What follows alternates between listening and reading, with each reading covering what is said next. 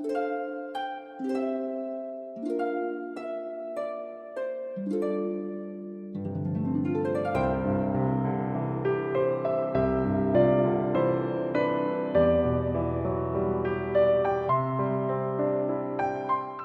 à chacun et chacune, et aussi à nos chers auditeurs fidèles qui nous écoutent sur notre chaîne YouTube, et à tous ceux qui évoquent le nom du Seigneur en quelque lieu que ce soit. Que la grâce et la paix du Seigneur vous soient données de la part de Dieu le Père, mais aussi de son Seigneur et Fils Jésus-Christ. Je vous invite à vous mettre debout pour le moment de prière que je vais faire pour les dons, mais aussi pour introduire cette prédication. Père Céleste, je te bénis, je te rends grâce ce matin, Seigneur. Je te suis reconnaissant de m'utiliser pour annoncer le message que tu as mis sur mon cœur. Bénis ta parole qui est vérité, et je prie que ceux qui écoutent ce message puissent être édifiés, touchés, et qu'ils mettent en pratique ta parole, et reconnaissent que toi seul es juge. Merci de bénir ton Église, la bonne nouvelle de Thionville, et que ceux qui sont en recherche de la vérité puissent venir dans ton Église, que nous sommes, afin qu'ils puissent entendre la vérité qui est ta parole. Je te remets encore ces dons que nous avons reçus ce matin, Seigneur. Je te prie, Seigneur, de les sanctifier, que nous puissions les utiliser, Seigneur, à bon escient, afin que nous puissions continuer à te glorifier. Car même cet argent, Seigneur, ne nous appartient pas, tout appartient, tout est à toi, Seigneur, et nous te rendons ce qui est à toi. Merci encore, Seigneur, d'ouvrir nos cœurs, Seigneur, pour ce message, et que nous puissions vraiment comprendre que tu es le seul et vrai juge. Amen. Donc, comme vous avez pu le comprendre, le titre de ce message de ce matin est « Dieu seul est juge ». La lecture se portera dans l'évangile de Matthieu au chapitre 7. Mais juste avant d'ouvrir votre Bible, je vais vous demander de quoi parle le chapitre 7, les 6 premiers versets. Ne jugez pas. Il nous parle de la paille qui est dans l'œil de ton frère et de la poutre qui est dans ton œil. Donc il nous parle de jugement et de la paille. Mais avant de commencer de faire la lecture dans la Bible, en Matthieu 7, des versets 1 à 6, c'est Matthieu qui nous parle de ceci. Et Matthieu est l'autre nom qu'il porte, parce que son vrai nom, à l'origine, c'est Lévi. Matthieu signifie cadeau de Dieu. C'est aussi un publicain. Un publicain, c'est le nom que les Juifs donnaient à un autre Juif qui travaillait pour les Romains, puisqu'il travaillait à la solde des Romains pour récolter les impôts. Et de nos jours, on pourrait appeler ça, là où il y a les guerres, où il y a des personnes qui sont dans un pays étranger, comme nous avons pu l'avoir à l'époque pendant la Seconde Guerre mondiale, on pourrait les appeler des collaborateurs qui travaillaient avec l'ennemi. N'oublions pas qu'à cette époque, les Romains étaient les chefs d'Israël par leur conquête. Donc je vous invite à prendre votre Bible, chapitre 7, des versets 1 à 6 en Matthieu. Ne jugez pas afin de ne pas être jugés. C'est du jugement dont vous jugez qu'on vous jugera. De la mesure dont vous mesurez qu'on vous mesurera. Pourquoi vois-tu la paille qui est dans l'œil de ton frère et ne remarques-tu pas la poutre qui est dans ton œil? Ou comment dis-tu à ton frère, laisse-moi ôter la paille de ton œil, alors que dans ton œil, il y a une poutre? Hypocrite, ôte premièrement la poutre de ton œil, et alors tu verras comment ôter la paille de l'œil de ton frère. Ne donnez pas ce qui est sain aux chiens et ne jetez pas vos perles devant les pourceaux, de peur qu'ils ne les foulent aux pieds et ne se retournent pour vous déchirer. Les versets 1 à 6 du chapitre traitent de la relation du disciple avec son prochain. Le Seigneur Jésus parle tout d'abord du mauvais esprit de jugement dans les versets 1 à 5, puis de la capacité de juger au verset 6. Donc le chapitre 7 est aussi la fin du sermon sur la montagne de Jésus qui avait commencé au chapitre 5 et se termine au chapitre 7. C'est pourquoi ce matin, j'aimerais voir avec vous 3 façons dont nous ne devons pas juger. La première façon consiste à ne pas juger les intentions de la personne, versets 1 à 2. La deuxième façon consiste à ne pas juger selon l'apparence, versets 3 à 5. Et la troisième façon consiste à ne pas juger les autres.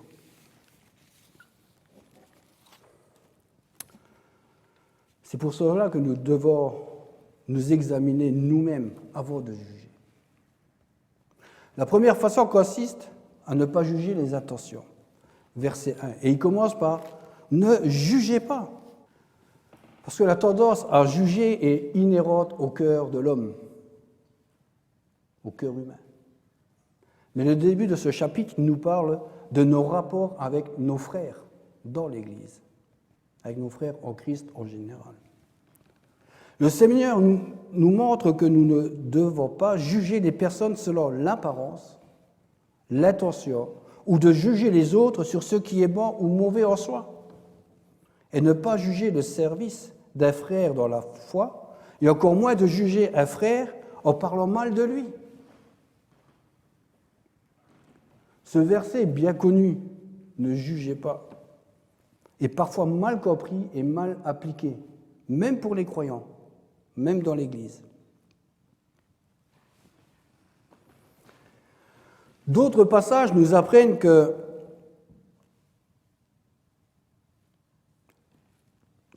et il convient de juger parfois les paroles et les actes, ou encore l'enseignement qui est donné. Nous voyons ceci, pour ceux qui prennent des notes, en 1 Corinthiens 10, verset 15. Dieu nous enseigne à juger avec discernement de la vérité et avec humilité, avec un esprit de paix. Zacharie 7, verset 9. On peut juger si les choses sont de Dieu ou pas. Mais quant aux personnes et à leurs motifs, il ne nous appartient pas de juger.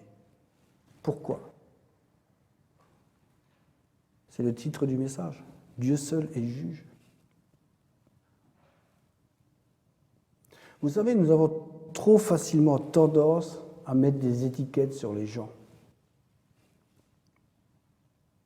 Et encore plus sur nos frères et sœurs en Christ.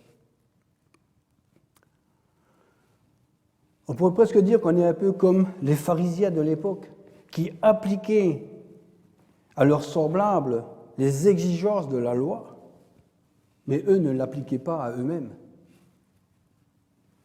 Et ça, nous voyons en Romains 2, des versets 1 à 2. Tu es donc inexcusable, qui que tu sois, toi qui juges, car en jugeant les autres, tu te condamnes toi-même, puisque toi qui juges, tu as agi comme eux. Nous savons en effet que le jugement de Dieu contre ceux qui agissent ainsi est selon la vérité. Et je vous invite à lire tout le chapitre 2 et à méditer sur cela. Jacques 4, des versets 11 et 12, nous met en garde les Juifs devenus chrétiens,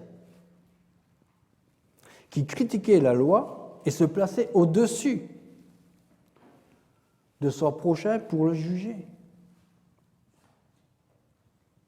Aussi, le Seigneur nous avertit, ne jugez pas, afin que vous ne soyez pas jugés. C'est la suite du verset 1. Parce que le terme grec traduit pour juger ouvre un large éventail de nuances. Depuis faire la distinction entre quelque chose jusqu'à condamner. Et tout ça en passant par porter un jugement sur autrui, donc juger quelqu'un. Mes amis, ceci montre clairement ce qui est ici condamné.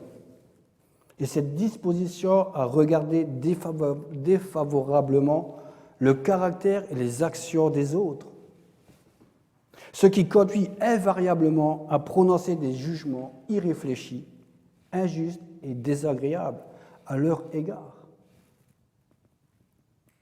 Par contre, il existe un jugement juste que nous devons appliquer avec discernement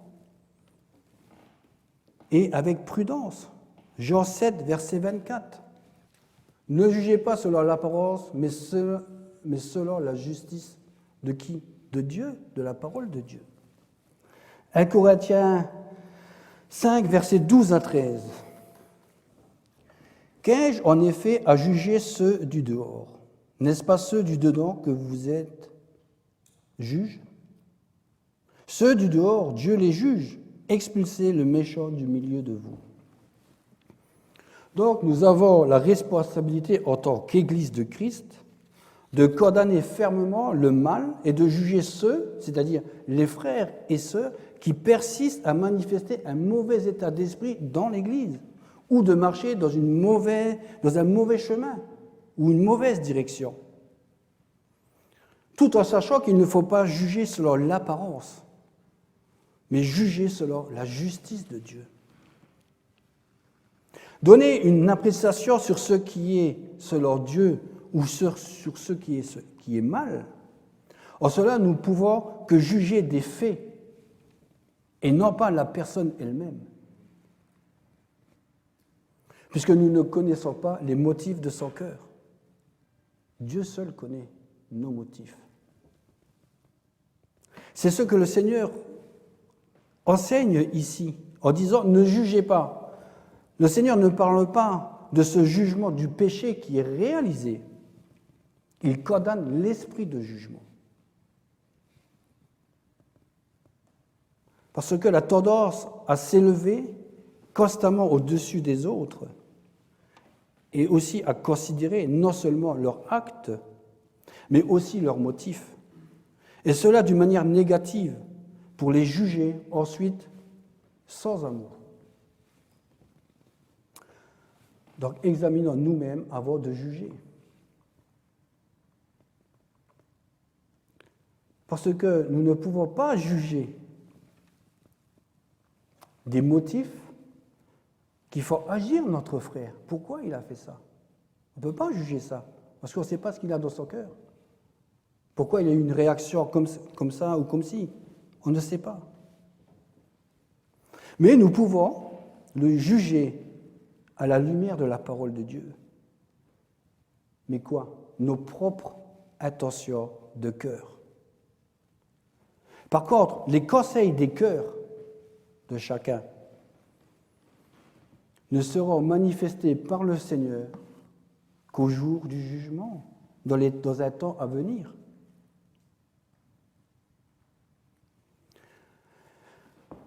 Le verset 2 nous dit,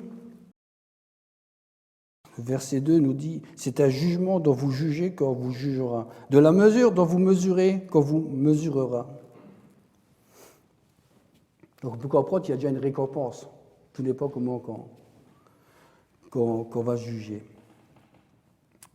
Mais ici, nous pouvons aussi voir que le Seigneur nous observe et qu'il prend des notes sur tout ce que nous faisons. Et il agira envers nous comme nous aurons agi envers les autres. Et il ajoute, car du jugement dont vous jugez, vous serez jugés.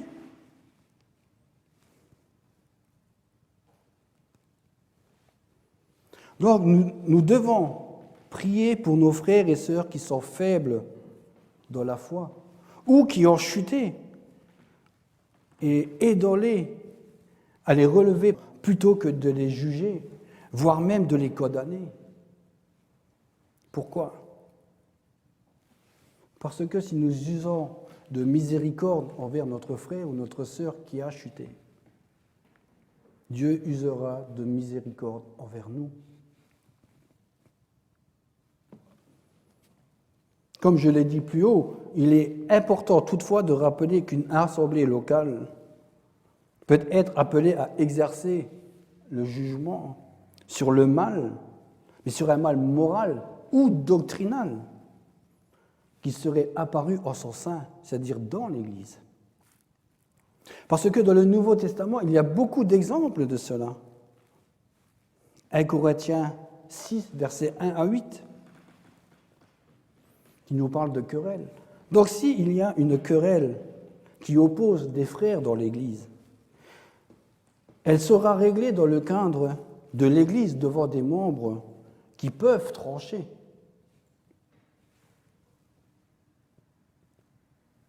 Parce que l'Église doit juger les membres coupables de péchés graves et prendre des sanctions appropriées.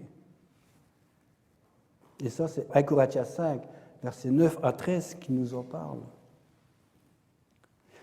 Les chrétiens doivent examiner l'enseignement de leur pasteur et du prédicateur. Ça, c'est 1 Jean 4, verset 1. Il faut faire comme les gens de Béret, vérifier ce que l'on vous dit pour ne pas être trompé ou être dirigé vers une mauvaise voie.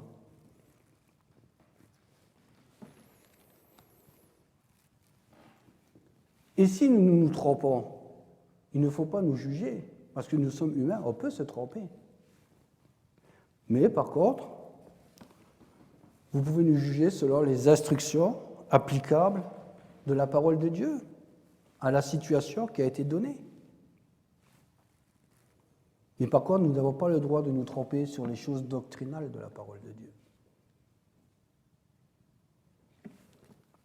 Et ça, c'est en 1 Thessaloniciens 5, des versets 14 à 15.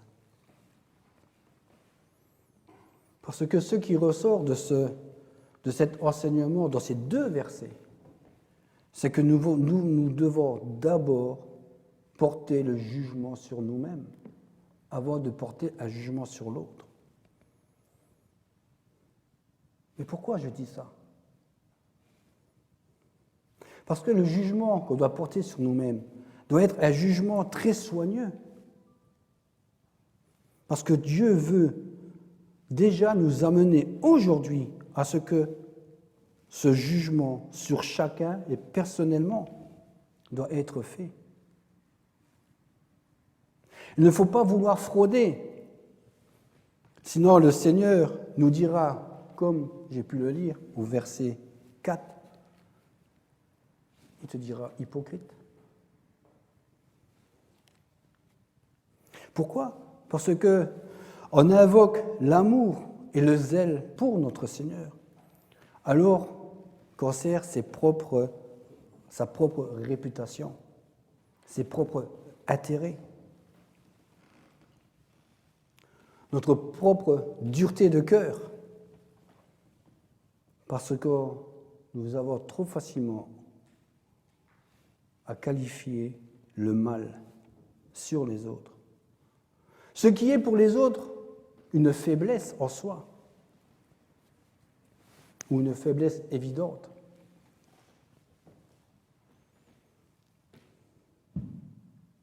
L'orgueil, parce que celui qui juge ainsi s'élève au-dessus de l'autre, au-dessus de son frère ou de sa sœur. Le Seigneur nous met ici en garde avec beaucoup d'instance contre ces dangers. Donc nous avons vu la première façon qui consiste à ne pas juger les intentions de la personne. Versets 1 à 2. Maintenant, nous allons voir ce qui consiste à ne pas juger selon l'apparence. Dans les versets 3 à 5. 3 à 5. Pourquoi vois-tu la paille qui est dans ton œil, de ton frère, et ne remarques-tu pas la poutre qui est dans ton œil ? Ou comment dis-tu à ton frère, laisse-moi ôter la paille de ton œil, alors que dans ton œil il y a une poutre ? Hypocrite, ôte premièrement la poutre de ton œil, et alors tu verras comment ôter la paille de l'œil de ton frère. La paille, la poutre revient beaucoup en 3 versets. Mais ici, le Seigneur nous montre combien est insensé celui qui croit pouvoir juger de haut son prochain. Pourquoi vois-tu la paille qui est dans l'œil de ton frère et ne remarques-tu pas la poutre qui est dans ton œil? Littéralement, c'est pourquoi vois-tu la paille qui est dans l'œil de ton frère et ne considères-tu pas la poutre qui est dans ton œil? Littéralement, c'est ça. Ne considères-tu pas la poutre qui est dans ton œil? Ceci est une image pour nous faire comprendre que nous ne devons pas juger imprudemment, ni juger notre frère sans aucun motif. Voici un juste reproche à ceux qui se disputent avec leurs frères pour de petites fautes de la taille d'une paille que nous pensons apercevoir dans l'œil de notre frère ou de notre sœur. Alors qu'ils se permettent de plus grandes fautes de la taille d'une poutre dans mon œil, dans ton œil. Qui représente en réalité le mal dans notre propre cœur? C'est un mal évident, mais que nous ignorons délibérément. Un frère expérimenté disait que personne ne connaît autant le mal que soi-même. C'est pour cela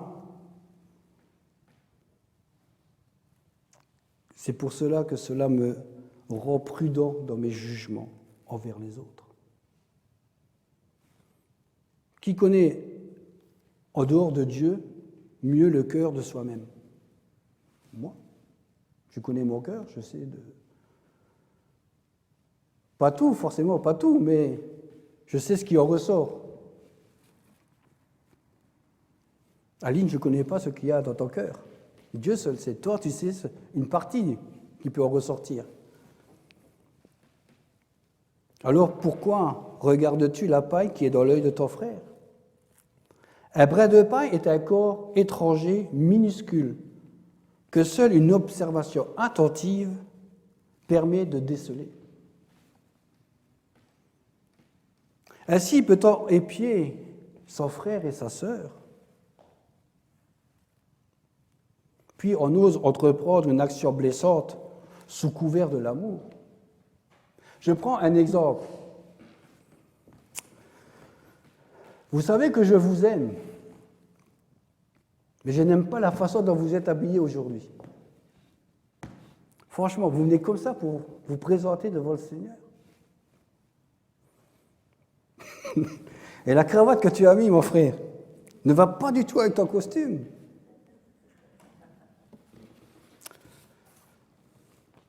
Voilà le genre de critique qu'on pourrait faire. Je n'ai rien contre vous, n'ayez crainte. Dieu revoit le cœur. Et bien, il y en a d'autres, par contre, qui ont toujours des reproches à faire sur tout. Mais vraiment sur tout. Alors demandons-nous donc, avant de critiquer quelqu'un, si nous ne méritons pas qu'on nous fasse et qu'on nous adresse les mêmes reproches. Avant de dire que vous êtes mal habillé, je dois d'abord me regarder moi-même.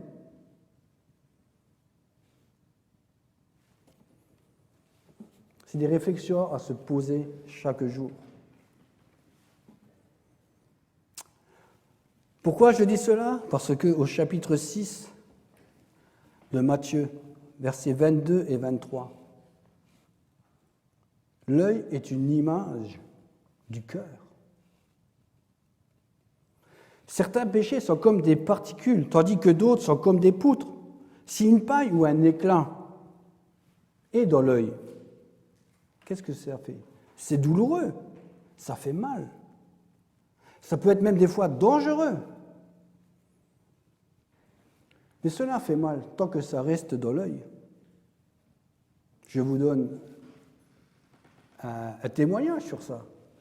Quand je travaillais encore, parce que maintenant je suis à la retraite, quand je travaillais, j'avais percé un coffret électrique et une fine particule de fibre de verre est partie dans un de mes yeux. Mais pendant la journée, j'avais rien.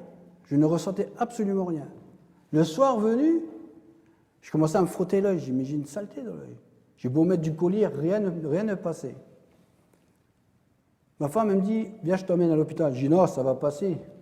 D'ici demain, ça ira. Le lendemain, jour férié, ça allait pas mieux. Ils m'ont emmené à l'hôpital. Et à l'hôpital, ils ont scruté avec une loupe ou un microscope, là, je sais pas quoi, ils ont mis ça dans l'œil, et ils ont vu que j'avais une microparticule de fibre de verre dans l'œil, qui m'avait irrité l'œil à tel point qu'elle avait commencé à couper la cornée.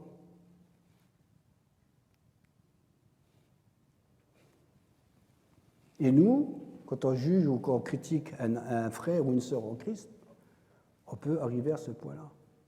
Au microscope, on scrute le moindre défaut de la personne. Et on se dit aimer Dieu. On se dit enfant de Dieu. Et agir d'une telle façon, c'est une façon hypocrite. Parce que l'envie et la méchanceté nous donnent des yeux perçants sur les autres. Mais des yeux perçants à un tel point qu'on pourrait presque se prendre pour un vautour ou un aigle qui sont hauts dans le ciel et qui voient une petite souris qui sera leur repas. Si nous on commence à examiner et à scruter notre frère et sœur en Christ, de cette façon comme l'aigle, on pourrait presque croire que notre frère ou notre sœur en Christ est un repas pour nous satisfaire de notre orgueil. Moi, je suis plus grand que toi. Toi, tu viens d'arriver, mais moi, ça fait 30 ans que je suis à l'église. Donc, je suis plus grand que toi, je connais plus de choses. Alors que ça peut être l'inverse. Tu peux être 30 ans à l'église et ne rien savoir sur Dieu. Toi qui viens d'arriver, tu connais certainement plus que moi.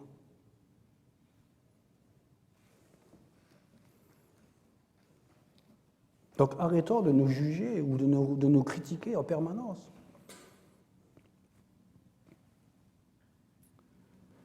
Parce que dans le chapitre 6 de Matthieu, le verset 2, le verset 5 et le verset 16, Jésus parle à 3 reprises d'hypocrisie.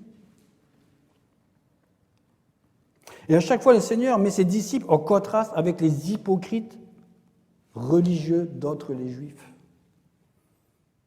Mais aujourd'hui, qui sont les hypocrites religieux entre les croyants ?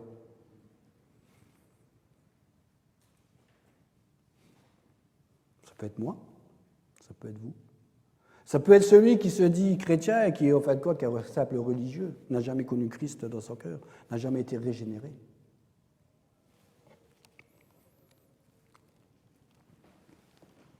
Et ceci est encore valable dans toutes les églises, même dans celle d'ici.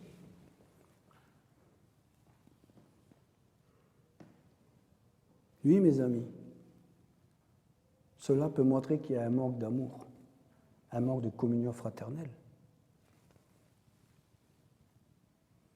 Mais aussi une vision spirituelle troublée. Parce que celui qui fait que ça s'illusionne lui-même.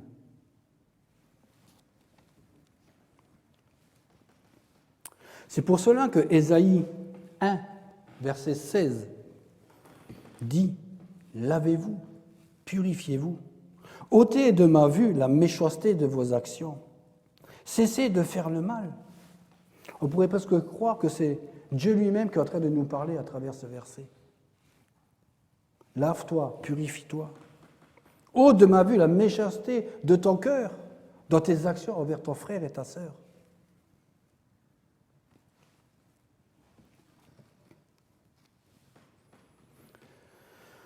Et cessons de faire le mal. Le mal, ce n'est pas simplement frapper ou taper quelqu'un. Des fois, une parole est beaucoup plus blessante que de prendre une claque.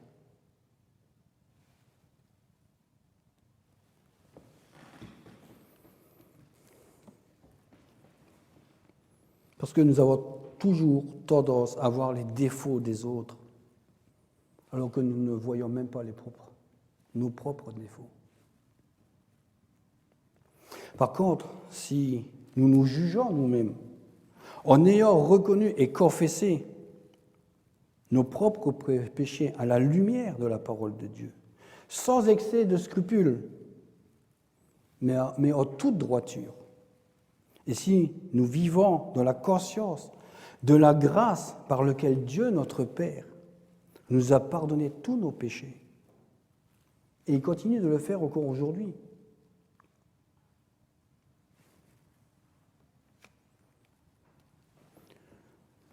nous pourrons, de la bonne manière, être spirituels en aidant nos frères et sœurs défaillantes. Nous ne serons pas si facilement disposés à voir le mal en eux pour pouvoir les aider à se relever. C'est pour ça que nous devons nous examiner nous-mêmes avant de juger, avant de dire du mal sur quelqu'un.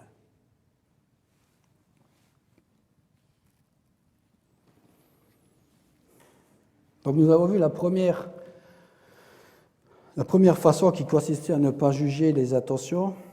Là, nous venons de voir la deuxième façon qui consistait à ne pas juger selon l'apparence. Maintenant, nous allons voir la troisième façon qui consiste à ne pas juger les autres. Verset 6. Ne donnez pas ce qui est sain aux chiens et ne jetez pas vos perles devant les pourceaux, de peur qu'ils ne les foulent aux pieds et ne se retournent pour vous déchirer. Dans ce verset, il est nécessaire de proscrire l'hypocrisie afin de pouvoir accomplir les commandements qui suivent, savoir discerner les chiens et les pourceaux. Pourquoi ? Il y a un contraste entre ce qui est saint et impur. Dès les débuts du verset, le Seigneur dit « Ne donnez pas les choses saintes aux chiens et ne jetez pas vos perles devant les pourceaux. » Donc, il y a ce qui est saint. Mais qu'est-ce qui est saint pour nous aujourd'hui? Comme à l'époque.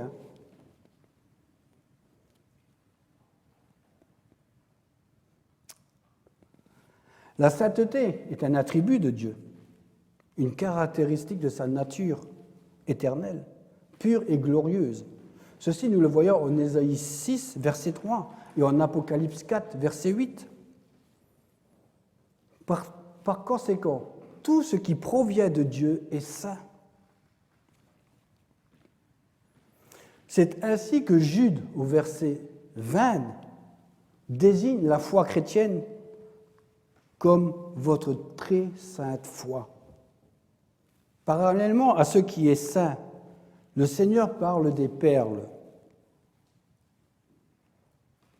Dans l'Écriture, celle-ci symbolise ce qui est précieux et beau. Aux yeux de qui? Aux yeux de Dieu. Matthieu 13, versets 45 à 46. Le royaume des cieux est encore semblable à un marchand qui cherche de belles perles.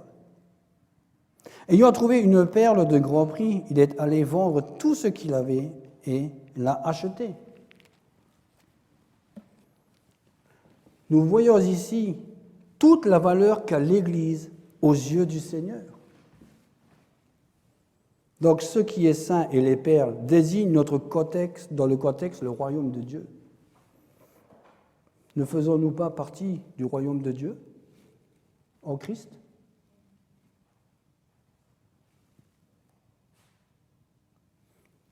Parce que les vérités et les bénédictions divines, pour nous aujourd'hui, qu'est-ce que c'est?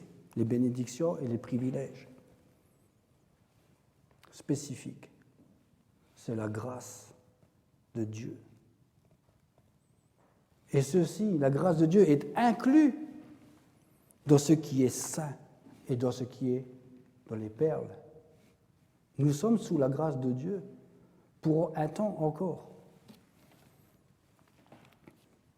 Parce que Christ s'est offert en sacrifice sur la croix pour des hommes perdus et pour la gloire de Dieu. En lui, le Père a fait don au racheté de toutes les bénédictions spirituelles et célestes ainsi que de très grandes et précieuses promesses. Nous voyons ceci en Éphésiens 1, verset 3, mais aussi en 2 Pierre 1, verset 4.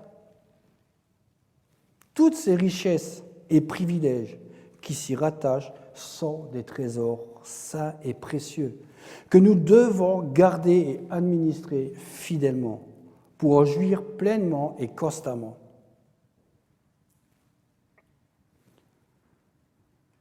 Maintenant, en contraste avec ceci, nous avons les chiens et les pourceaux. Les chiens et les pourceaux étaient des animaux impurs. Déjà dans l'Ancien Testament, Lévitique 11, verset 7 nous en parle. Dans la parole de Dieu, l'image du chien décrit les hommes impurs, méchants et détestables. Nous voyons ceci dans le psaume 22, verset 16, mais aussi en Philippiens 3, verset 2. En parlant des chiens et de pourceaux, les seigneurs ne visent donc pas à certains groupes de personnes reconnaissables à des caractères extérieurs, contrairement à ce que les Juifs et peut-être même ses disciples pouvaient penser à cette époque. L'évangile du royaume de Dieu s'adresse à quiconque, à tous les hommes, quelle que soit leur origine. De nos jours, il en est de même pour l'évangile de grâce.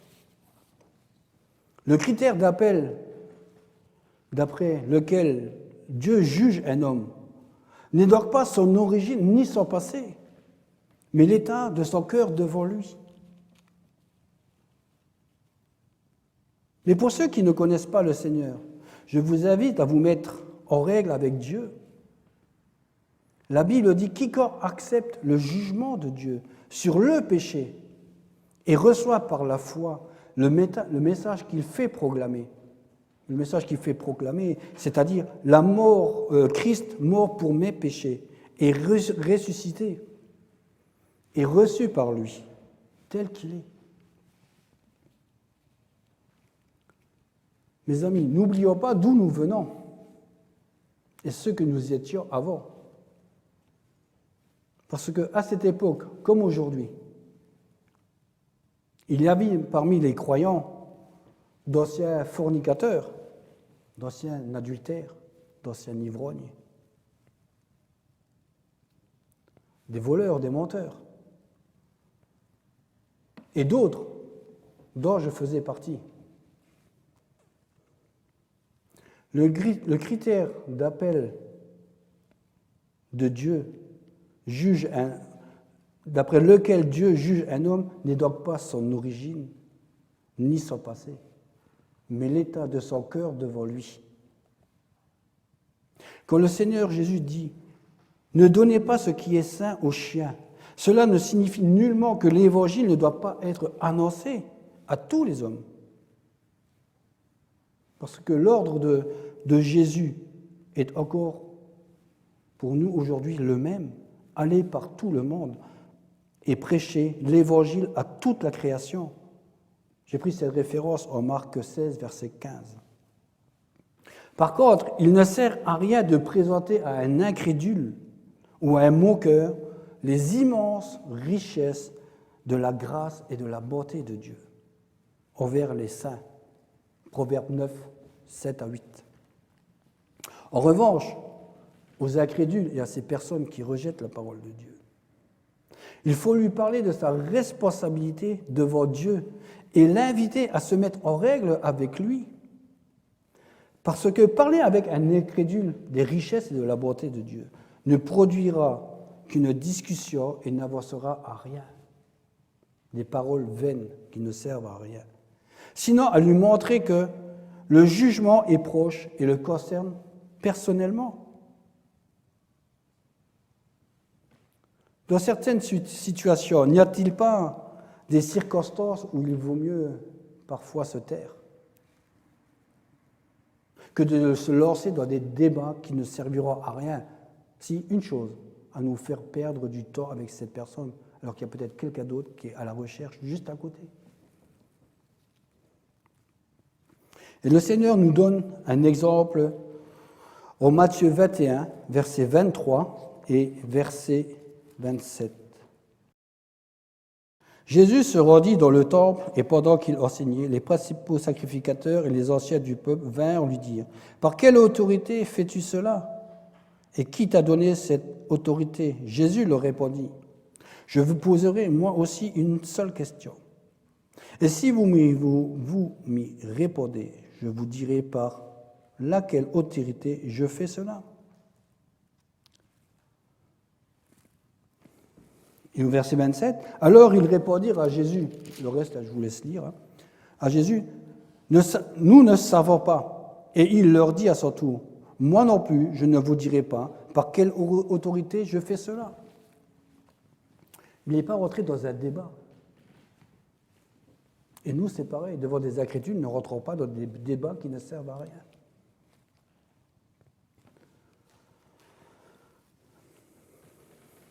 C'est pour cela que nous devons avoir de la sagesse et du discernement. Cela nous évitera de perdre notre temps parce que continuer à annoncer le précieux message du salut en dépit de ce refus manifeste et là où on se moque de l'Évangile et où on le blasphème, c'est jeter les perles devant les pourceaux, au pied des pourceaux. C'est donner ce qui est saint aux chiens et jeter les perles devant les pourceaux. Jésus lui-même n'a pas accompli de miracle en faveur des non-croyants.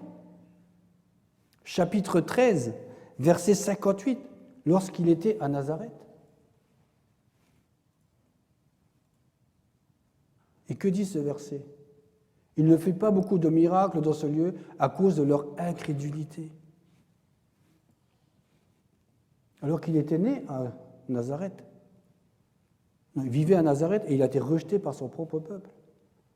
Pourquoi continuer à faire des miracles ? Ils seraient quand même restés incrédules à ce qu'il faisait et à ce qu'il disait, même encore aujourd'hui. Et les pharisiens de l'époque l'ont crucifié parce qu'ils ne en voulaient même pas du tout de lui.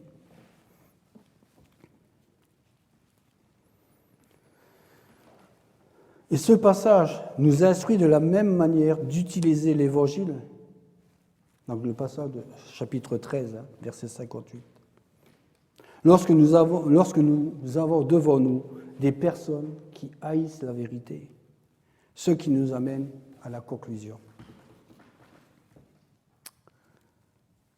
La Bible nous enseigne de nous aimer les uns les autres, d'un amour fraternel. Nous nous disons enfants de Dieu, et pourtant, nous jugeons si facilement notre frère et sœur sur des choses qui n'ont pas lieu d'être. Et sans le savoir, nous sommes des hypocrites. Pourquoi je dis cela ? Qui suis-je pour porter un jugement sur ton habillement ? Qui suis-je pour te critiquer, mon frère, ma sœur ? Et je vous pose cette question. Qui de vous n'a jamais critiqué ou jugé son prochain ? Qu'il se lève. Tiens, je ne vois personne aujourd'hui. Tout le monde reste assis, hein ? Ah, je pensais au moins voir un, dire-moi. Donc on se reconnaît qu'on est hypocrite. Dieu seul est juge. Jugeant ce qui doit être jugé à la lumière de la vérité, c'est-à-dire à la lumière de la parole de Dieu. Lorsque l'un de nous fait un forfait,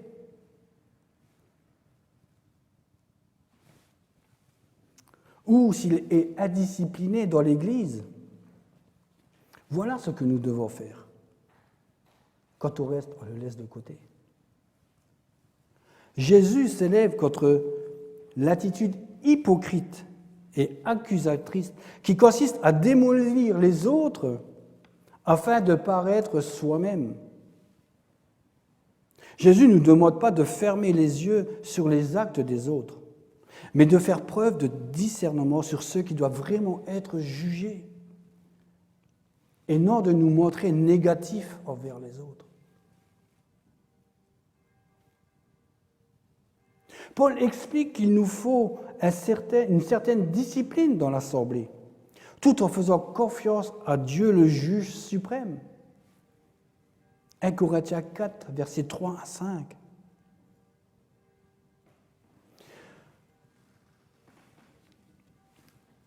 Jésus, avec ses enseignements, nous enseigne ce qui constitue la vraie foi et la façon de nous prémunir contre une vie infructueuse et hypocrite.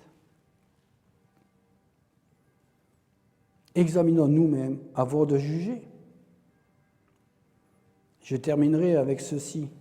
Demandons-nous la prochaine fois, avant de critiquer quelqu'un, si nous ne méritons pas qu'on nous adresse le même reproche. Examinons nous-mêmes avant de juger, avant de critiquer. Et je terminerai avec cette prière.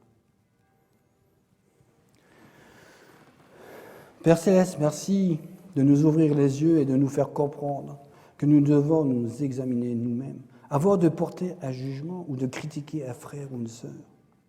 Nous n'avons pas à juger le monde, car le monde est déjà jugé par toi. Aide-nous à mettre ta parole en pratique, à avoir plus de discernement et à savoir analyser nos motivations et notre conduite au lieu de juger les autres. Oui, Seigneur, je te demande pardon pour toutes les fois où j'ai jugé, critiqué, peut-être même mal parlé d'un frère ou d'une sœur. Oui, Seigneur, ce matin, je me repens devant toi de cela. Et aide-moi, Seigneur, à m'examiner moi-même avant de porter un jugement sur quoi que ce soit. Aide-moi à avoir le discernement et d'être capable de juger, Seigneur, si cela doit arriver, selon la justice de ta parole, pour des actes précis au sein de l'Église.